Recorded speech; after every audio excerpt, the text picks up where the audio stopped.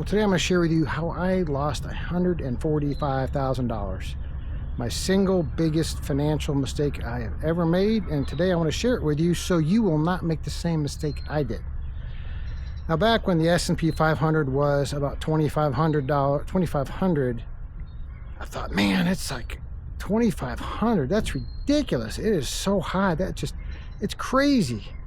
And so I had the great idea of thinking, I can time the market. So what I'm going to do is put it into cash. And I did. And I thought, okay, I'm going to reinvest that money when it gets down to 2,200, if it gets down to 2,200. Well, briefly went down to 2,400, and then the pandemic hit, and it went down to 2,200 for a while, very briefly. And that was my target. But I was listening to one of these financial gurus who said, I could test the lows of 1,600. And I thought, well, I'll just wait until it hits 1,600 before I invest the money. Why invest it at 2,200 when the S&P 500 could go down to 1,600? So the stock market, or the S&P 500, immediately started going back up. And it went up and up and up to 3,300. And I thought, well, I missed it. At the same time, I thought, 3,300, are you kidding me? That's ridiculous. If I had my money in the stock market now, I would definitely get out. It's going to crash. It's so high. Well, at that time, I knew nothing about yield curve, what the Fed was doing, some technical analysis, RSIs, the MACDs, and that kind of stuff. I still don't have a really good understanding of it, but at least over the past few years, I've learned to study that stuff, and now I have an understanding of what the market is. So the market continued to go up and up and up and up. So anyway, the stock market went up, kept on going up, and it got up to about around 4,000, 4,200. I thought, man, if it gets to 4,400, I'm going to short the market. There's an ETF. You can short the NASDAQ, and I'm not gonna tell you what it is, because shorting is very, very, very dangerous unless you know what you're doing.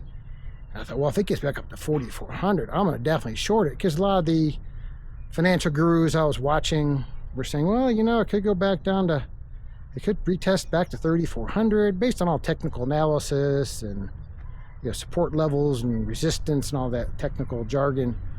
It's like, well, if it gets down to 3,400, I'm going to be safe. I'm going to wait till it gets down to 3,600. Then I'll reinvest that money. That's what I'll do. It got down to 3,650. Well, guess what? It didn't get my target, so I didn't invest it. And I marched up, and I marched up, and I marched up. And as of recording, the S&P 500 is about 5,300. So the $130,000 that I should have invested or kept invested would now be worth $145,000 more. The point I'm trying to make is basically never sell.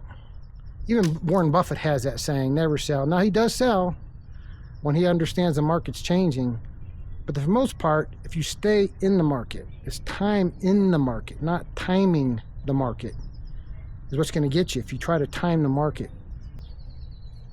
Now, obviously, if you're in your 70s or 80s, nearing retirement, and the end of your retirement years, you want to probably not be invested in the stock market. I'm not a financial advisor. I'm not giving you advice. I don't know your particular situation. I don't know your risk tolerance.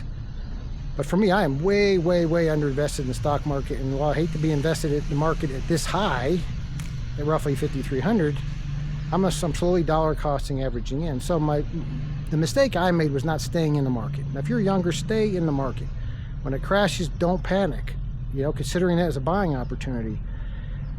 And over the long run, it'll pay off for you. Because if you have to sell when the market's down, that's what's going to get you. But if you have a reserve, a buffer, when the market tanks, you don't have to sell your stocks. Or if you have a lot of real estate, you don't have to sell your real estate if you've got some cushion.